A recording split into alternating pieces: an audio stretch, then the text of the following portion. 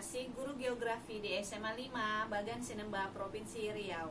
Nah, pada pertemuan kita kali ini, kita akan membahas tentang usaha pemerataan pembangunan di desa dan di kota. Pembangunan adalah proses perubahan yang direncanakan untuk memperbaiki berbagai aspek kehidupan.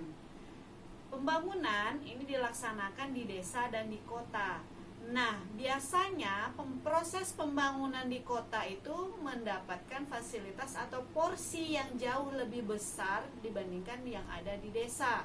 Pembangunan yang tidak merata ini menyebabkan berbagai permasalahan. Salah satunya adalah tingginya angka urbanisasi.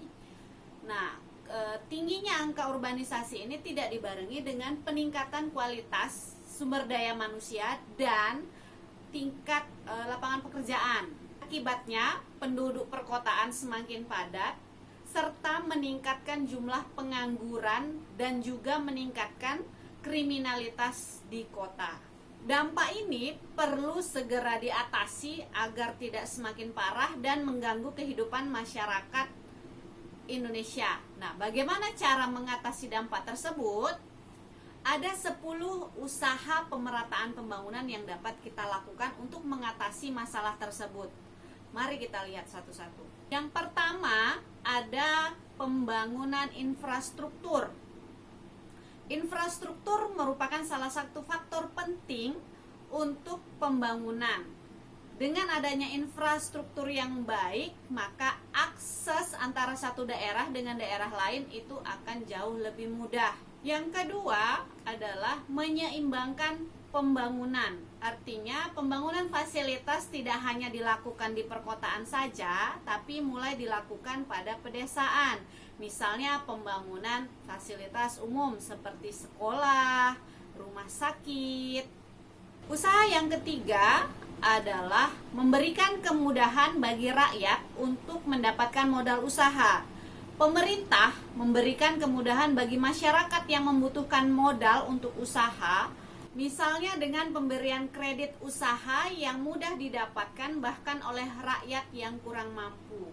Usaha yang keempat adalah memperhatikan dan mengembangkan wilayah perbatasan. Wilayah perbatasan merupakan wilayah Indonesia yang berdekatan atau berbatasan dengan negara lain. Biasanya wilayah ini kurang mendapat perhatian.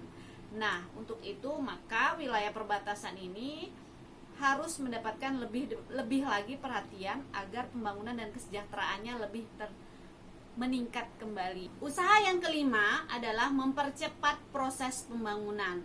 Semakin cepat pembangunan dilakukan, maka pemerataan antara desa dan kota juga akan semakin cepat. Yang keenam, mempermudah perizinan dan birokrasi untuk menarik investor.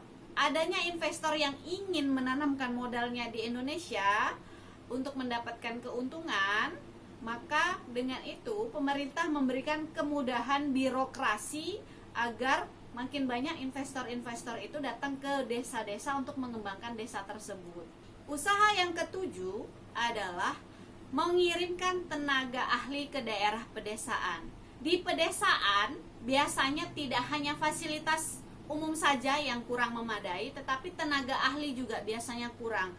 Nah, maka perlu dikirim beberapa tenaga ahli, contohnya tenaga medis ataupun tenaga pendidik seperti guru. Usaha yang kedelapan adalah mengembangkan sektor pariwisata terutama di daerah pedesaan. Hal ini akan membuat penduduk pedesaan di kawasan wisata mengalami peningkatan ekonomi dan kesejahteraan. Dengan hal ini diharapkan pembangunan akan menjadi lebih merata dan dapat menurunkan tingkat urbanisasi. Yang kesembilan, memenuhi pemerataan kebutuhan pokok rakyat. Kebutuhan pokok rakyat itu berupa sandang, pangan, dan papan. Bahkan disebutkan bahwa pelayanan kesehatan dan pendidikan itu juga sudah menjadi kebutuhan pokok rakyat untuk saat ini. Dan yang terakhir adalah pemerataan kesempatan kerja di desa dengan di kota. Pembangunan yang hanya terpusat di perkotaan membuat lapangan pekerjaan di pedesaan itu menjadi berkurang. Nah, untuk mengatasi hal tersebut, pemerintah banyak memberikan beasiswa untuk masyarakat pedesaan Dengan adanya hal ini, setelah lulus diharapkan ia kembali ke desanya dan dapat membantu masyarakat di sekitar desanya untuk mengembangkan kehidupan perekonomian desanya. Demikianlah materi pada video pembelajaran kali ini, semoga bermanfaat dan tetap semangat mengikuti pembelajaran jarak jauh, serta tidak lupa dengan protokol kesehatan mulai dari mencuci tangan, kemudian menggunakan masker jika harus keluar rumah, dan tetap menjaga jarak satu sama lain. Wabillahi taufiq wal hidayah. Wassalamualaikum warahmatullahi wabarakatuh.